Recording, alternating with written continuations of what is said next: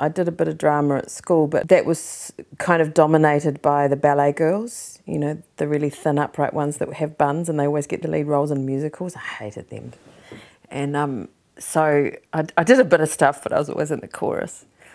And then when I got to university and I found my group, and they were all the, you know, wanky, acty people, and I got heavily involved in the drama stuff at uni and then found out that there was such a thing as a New Zealand Drama School and applied for that and missed out the first year and applied again the next year and got in, and it's been just a straight path since then, really. I've never questioned it. I've never wanted to do anything else, really. I seriously didn't believe that I was a screen actor. And when they gave me Ellen, I thought, oh, that'll be a year. And an older actor friend of mine said, buy your house now. Just buy it now, buy it now. You know, and I remember thinking, I'll do that because I won't probably get another TV job. And, you know, what was that, 94? So what are we, 15 years later? Shorten Street's a real family, you know. I mean, you love and hate each other all the time, and you go through big journeys together and stuff. And I loved it. The thing I thought was hilarious was I always thought I was playing this kind of homely character.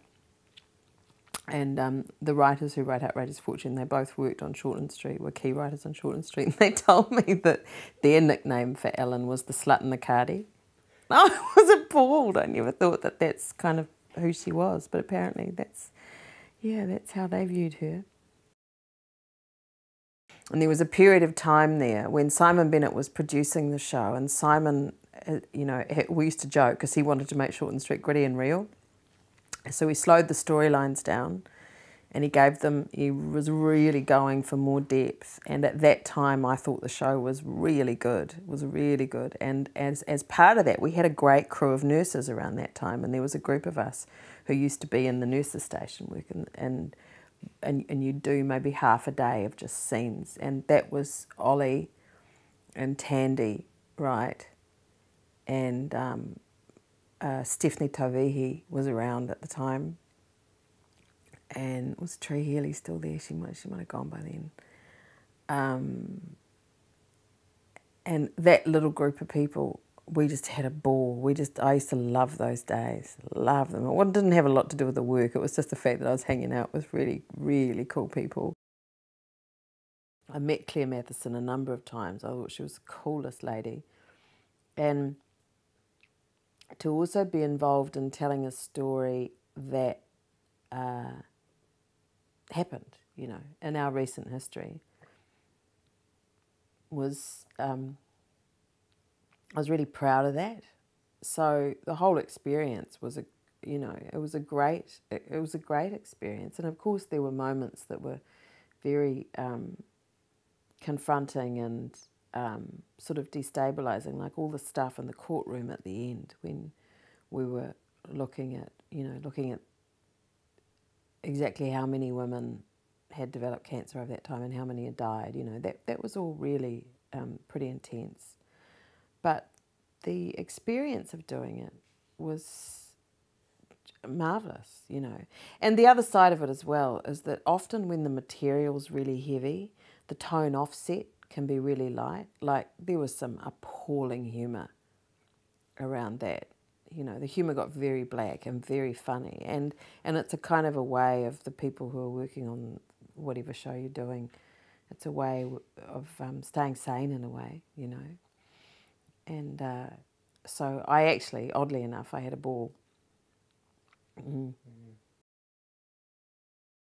I had one episode in The Tribe where I had to be like a boot camp leader woman, sort of like Tomb Raider type woman, and I had to sort of rape the oldest male character. That was so dodgy.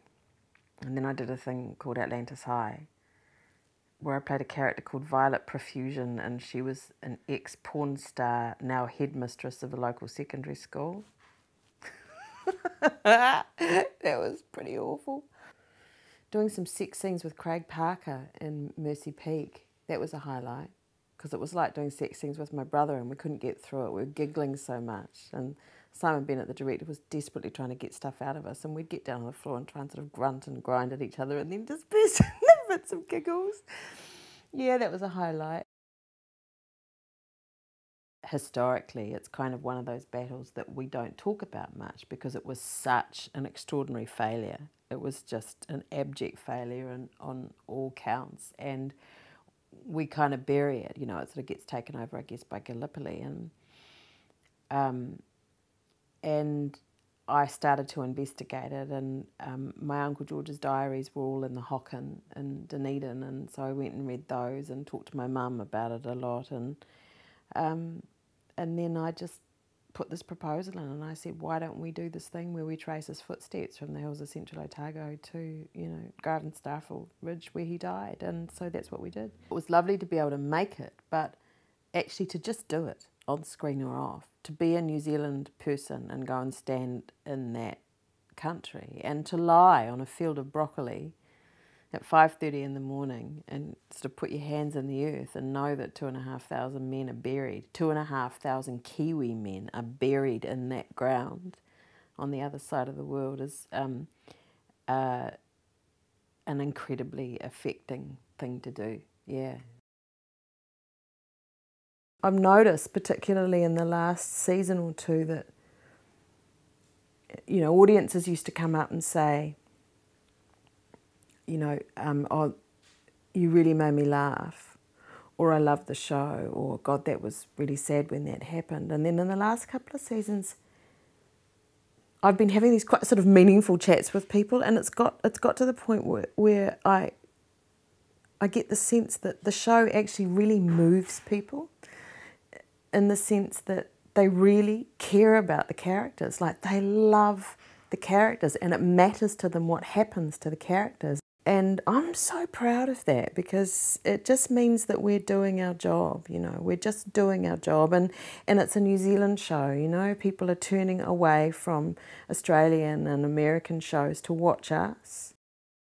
I love her because she's so fallible. I love her because she's full of so many, you know, she makes mistakes all the time. She just buggers it up. But she gets back up again, you know, and she loves the kids, you know. She loves the kids 180%. And she, you know, she smokes, or she did until she got pregnant again, you know. She smokes and she drinks, and she's really sexually active, and she drives her car fast, and she doesn't apologise for what she thinks, you know. She's a much braver woman than I am, you know, and I love playing her.